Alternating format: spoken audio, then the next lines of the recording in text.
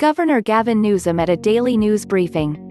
AP photo. Rich. PedroncelliSACRAMENTO. California Governor Gavin Newsom laid out new rules Friday that will require schools in counties with high rates of coronavirus infections to keep campuses closed until they can meet certain public health standards, the broadest move yet in the U.S. to mandate virtual learning for the fall. Schools located in counties that are on the state's coronavirus watch list must not physically open for instruction until they have cleared several public health benchmarks for 14 consecutive days. As of Friday, 32 of California's 58 counties were on the state's watch list, including most of Southern California, the Central Valley, Sacramento region and Bay Area. About 80% of California's population lives in a watch list county. The order applies to all schools, including private and charter programs that might have been planning to run in-person classes.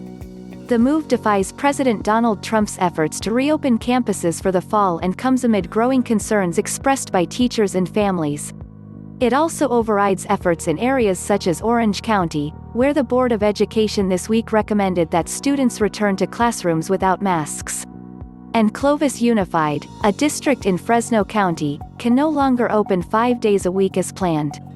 But large California districts had already made plans to start the school year with distance learning, starting with the state's two largest in Los Angeles and San Diego.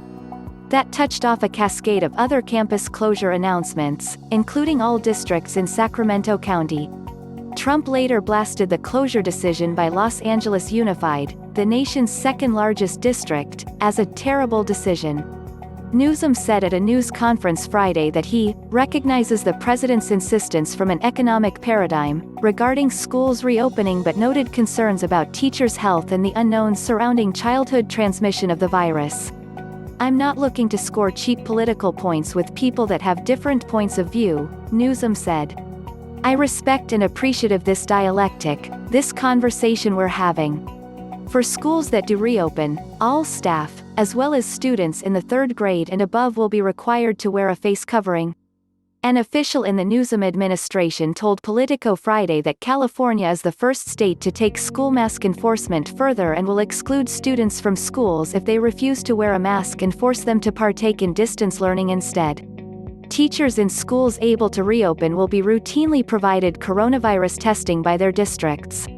Schools must physically close and return to distance learning if at least 5% of students and staff test positive for the virus within a 2-week period, under the new requirements.